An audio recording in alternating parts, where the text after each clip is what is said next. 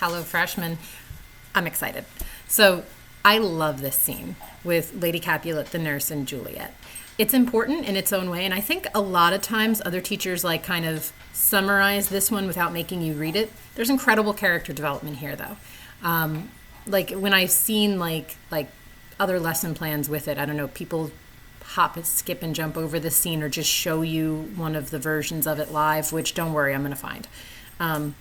The nurse, among the greatest characters in this play. She plays a very big role, but also Juliet's mom here gets some character development. We don't often get a lot of time with our ladies. In Romeo and Juliet, you get among the most female characters that you get in Shakespeare. Like, there's a lot of ladies here. You get Lady Capulet, Lady Montague, the nurse, and Juliet consistently. Lady Montague, the weakest of those.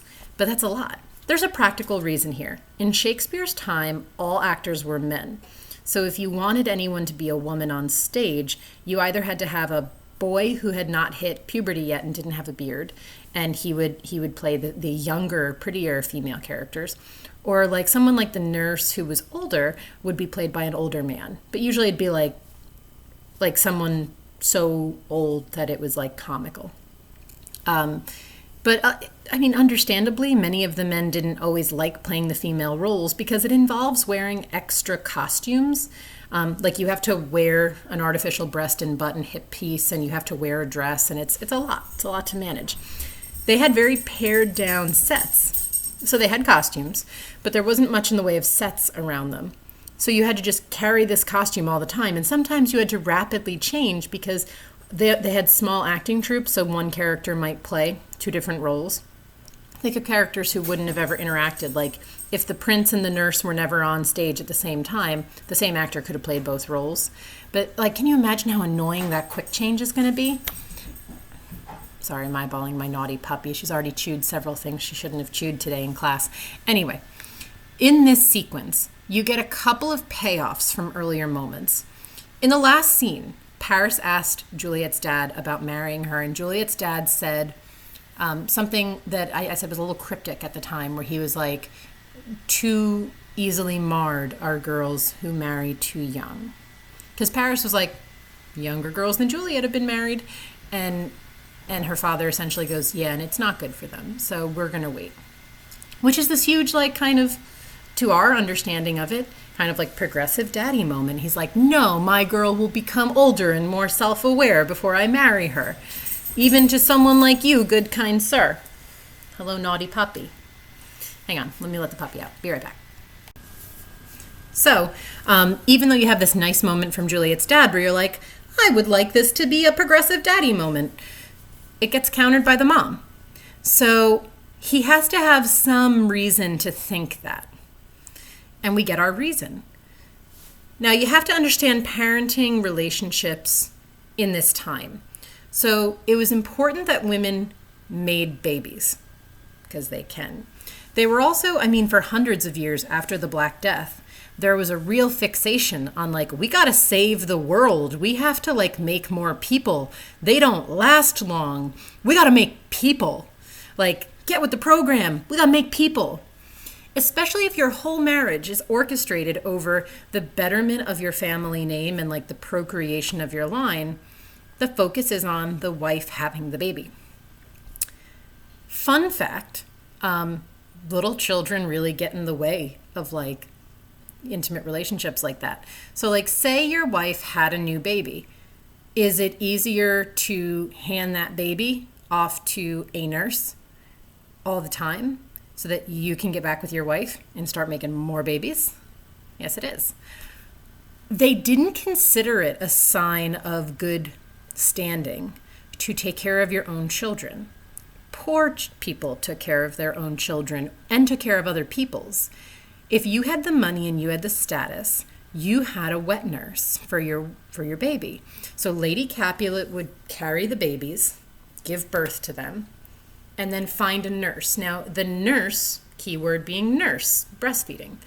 The nurse would have had a child of approximately the same-ish age as the baby that the lady of the house had. So in some ways, getting that position is happenstance. You happen to be nursing a child, and therefore you can provide that service to someone else. The human body is incredible. If you just get a second baby in, it'll start adjusting. Like it'll start making more milk and everything. So you had a well-paying, safe position, but sort of by chance. Like you didn't know if your kid and their kid were going to fairly line up, because depending on how old your child was, you might have stopped nursing them when they were old enough to like eat gruel or something, because it was taking you away from other jobs, like either around the house or other work that you were doing outside the house. So the nurse, gets lucky, and she gets to be Juliet's nurse. This nurse is a very silly character. If you're not reading her as the overly chatty, like kind of eccentric aunt you have, you're reading her wrong. She's just like, you should read her talking a mile a minute, because she's a chatty Cathy. She just kind of chatters. She's not the smartest thing in the world. She means well. Her big contribution is the fact that she raised Juliet for Lady Capulet. In many regards, the nurse is more maternal to Juliet than her own mother. You were expected to have different relationships. Your mother was not the one who dressed you or did your hair or fed you. You basically were presented to your parents for interaction during the day. And that interaction usually circled around your accomplishments. So like a small child would show her parents how she learned to curtsy and how she learned to paint and how, she would show off accomplishments to them. They don't do the nitty-gritty day-to-day raising of a child. That is someone else's job. So Lady Capulet and the nurse sitting with Juliet in her bedroom is this very like my two moms coming together to talk to me about this big important moment in your life. So Lady Capulet summons Juliet, and the nurse is the one who has to go get her, because Lady Capulet kind of never knows where her kid is. She's not in that kind of day-to-day charge of her kid. The nurse is. So you'll see Lady Capulet defer to the nurse. There's actually a hysterical moment in the modern version where at one point she goes, "Nurse, come here. Where's my daughter? Bring her to me." And then the nurse brings Juliet, and then she goes, "Thank you, leave us." And then closes the door, and then looks at Juliet, realizes they're alone, and goes, "Come back." Like she can't be alone with her own kid. Juliet is summoned in this scene and comes very obediently. Now, we always get this scene that Juliet is obedient and quiet and good. You have a little line in here that reflects what I said they did in the modern version, where Lady Capulet goes, "Nurse, we must talk in secret. Wait, don't leave me alone with this kid. You must hear what I have to say, nurse. Don't you know my daughter's of a pretty age?" And the nurse goes, "Oh, yes, I know how old she is to the hour." Why would the nurse know how old she is? Because the nurse was given her the day she was born. So it was Juliet, like Juliet's mother had her and gave her to the nurse. The nurse here then rambles. Remember, I said she's a rambler, so you almost have to kind of think about her like, "Oh, Faith, I can tell her age in 1 hour. Oh, I'll lay 14 of my teeth and yet teeth be spoken. I have but 4, and she's but 14. And how long is it to Lammastide? Because she was born by Lammastide." She just talks and talks and talks. When you see huge chunk of text from the nurse, you can turn it off a little in your head. The nurse says something kind of revealing here. Her daughter, Susan, was born the same time as Juliet. So she was nursing 2 babies, her daughter Susan and Juliet. But her daughter's dead. Her daughter died and Juliet survived. So part of the nurse's role here in this house is even for her own sort of maternal fortitude. Like she survives having her daughter die. And then this other daughter is like her other daughter. Juliet to her is like her second baby. Lady Capulet doesn't care about any of those details. Those do not, weigh on her.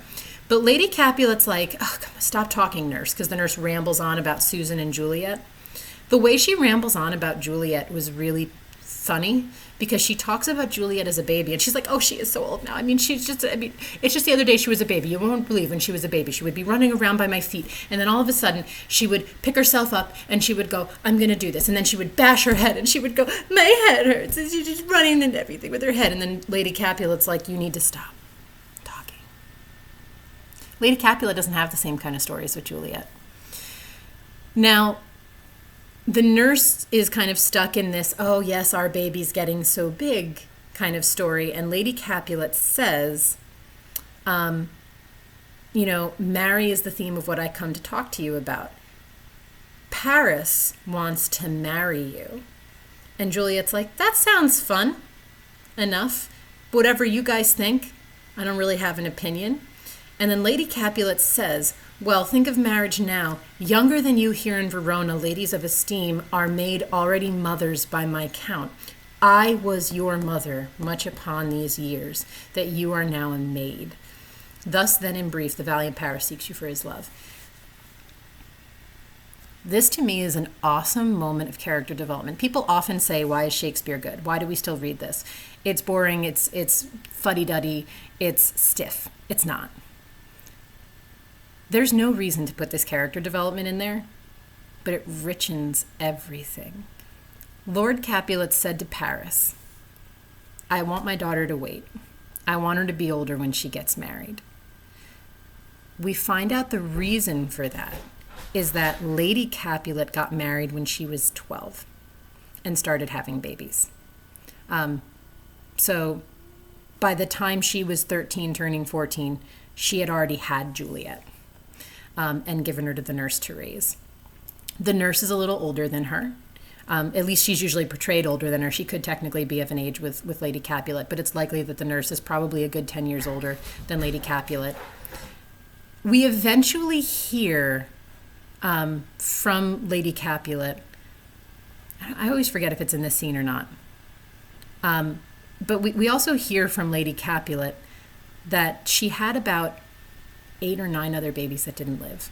So every time she had a baby after Juliet, the baby died.